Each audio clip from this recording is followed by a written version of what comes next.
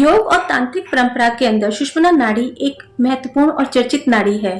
नाड़ी शास्त्र में कहा जाता है कि हमारे शरीर के अंदर बहुत सारी नाड़ियां हैं, जिसमें से एक है सुषुम्ना नाड़ी और ये महत्वपूर्ण नाड़ी है, जिसकी वजह से हमारे पूरे शरीर के अंदर ऊर्जा का संचार होता है। दोस्तों, आपका बहुत बहुत स्वागत है मेरे YouTube चैनल योग श्रृंखला विद पायल में। और आज मैं आपसे बात करने जा रही हूँ सुषुम्ना नाड़ी के विषय में। दोस्तों, हमारे शरीर के अंदर जितनी भी नाड़ियां हैं वो हमारे शरीर के अंदर प्राणिक ऊर्जा का संचार करती हैं, और इन्हीं में से मुख्य 3 नाड़ियां जो बहुत महत्वपूर्ण हैं, उनमें से 3 है ईड़ा, पिंगला और सुषुम्ना नाड़ी। तीनों नाड़ियों में से सबसे महत्वपूर्ण नाड़ी है सुषुम्ना नाड़ी। इस नाड़ी के अंदर जो श्वास है वो प्राणायाम और ध्यान विधि से प्रवाहित की जाती है। दोस्तों, जब भी हम ध्यान लगाते हैं या मेडिटेशन करते हैं तो हमारे अंदर कुछ मानसिक बदलाव भी होते हैं, जिसके अंदर हम महसूस करते हैं कि हमें ईश्वर के करीब पहुंचते जा रहे हैं। हमें कुछ ऐसी अनुभूतियां होने लगती हैं जिससे हमें दैविक शक्ति का आभास होता है।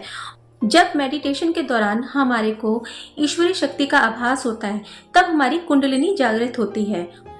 दोस्तों, जब एक बार कुंडलिनी को जागृत कर लिया जाता है तो सुषुम्ना नाड़ी को सिर के शीर्ष तक उठा लिया जाता है, और एक बार जब सुषुम्ना नाड़ी सिर के शीर्ष तक उठ जाती है तब हमें हमारे मानसिक बदलाव के साथ साथ कुछ ऐसी घटनाएं घटित होती हैं जिसके अंदर हमें अंतर्दृष्टि, मन से हम इतने सबल हो जाते हैं कि हम कुछ भी देखने के लिए एक विशेष दृष्टि को प्राप्त कर लेते हैं, जिससे कि आंतरिक ध्वनि, अंतर्मन की ध्वनि और विशेष दृष्टि को प्राप्त किया जा सकता है। और दोस्तों, जब आपने अंतर्दृष्टि को समझ लिया तो आपके सामने कुछ ऐसी विभूतियां प्रकट होने लगेंगी, जैसे कि टेलीपैथी करने की, दूरदर्शिता और टेलीकिनेसिस और टेलीप्रेजेंस। दोस्तों, अब तक तो आप समझ गए होंगे कि सुषुम्ना नाड़ी को क्यों इतना महत्वपूर्ण नाड़ी माना जाता है, और आखिर इसके जागृत होने से हमारे शरीर के अंदर और हमारे मन के अंदर कितने बदलाव होते हैं। कि हमारे शरीर के अंदर ऊर्जा का जो चैनल है उसमें 3 नाड़ियां आती है, ईड़ा, पिंगला और सुषुम्ना, और उसमें से सबसे प्राथमिक जो नाड़ी है वह है सुषुम्ना नाड़ी। दोस्तों, आयुर्वेद योग विज्ञान के अंदर ये माना जाता है कि हमारे शरीर के अंदर इन तीनों नाड़ियों को अगर हम संतुलित रखते हैं या रुकावटों से मुक्त रखते हैं तो हमारे शरीर के अंदर प्राण ऊर्जा के प्रवाह को बढ़ावा मिलता है।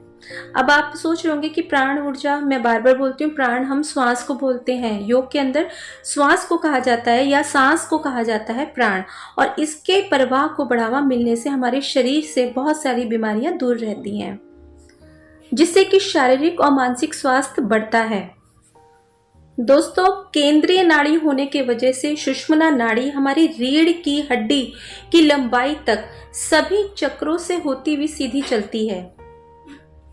दोस्तों, कुछ लोग तो सुषुम्ना नाड़ी को ब्रह्म नाड़ी, और कुछ लोग मानते हैं कि यह ब्रह्मा की नाड़ी है, कुछ इसे सरस्वती नाड़ी भी बोलते हैं और कुछ शांति नाड़ी के रूप में भी इसको जानते हैं। तो जितने भी लोग या साधक योग से जुड़े हुए हैं तो सुषुम्ना नाड़ी को अलग अलग नाम से संदर्भित किया जाता है।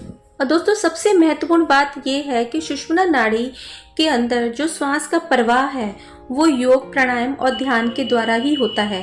प्राण ऊर्जा का प्रवेश होता है तो उसी अवस्था को हम योग कहते हैं। दोस्तों, जब हम लगातार योग अभ्यास करते हैं और अभ्यास करते करते एक ऐसी अवस्था आती है जब हमारी चंद्र नाड़ी और सूर्य नाड़ी दोनों से श्वास सम अवस्था में यानी कि समान रूप से निकलती है, और उस अल्प अवस्था के अंदर ही जो हमारी श्वास होती है वो सुषुम्ना नाड़ी के अंदर प्रवेश करती है, और सुषुम्ना नाड़ी के जागृत होते साथ ही उसी अवस्था को हम योग कहते हैं। दोस्तों, अगर आपको ये जानकारी अच्छी लगी या आपको लगता है कि ये जानकारी आपके लिए ज़रूरी है और दूसरों तक भी ये जानकारी पहुंचनी चाहिए, तो प्लीज़ इस वीडियो को अधिक से अधिक शेयर करें और इस चैनल को लाइक, शेयर एंड सब्सक्राइब करना ना भूलें। धन्यवाद। करें योग, रहें निरोग।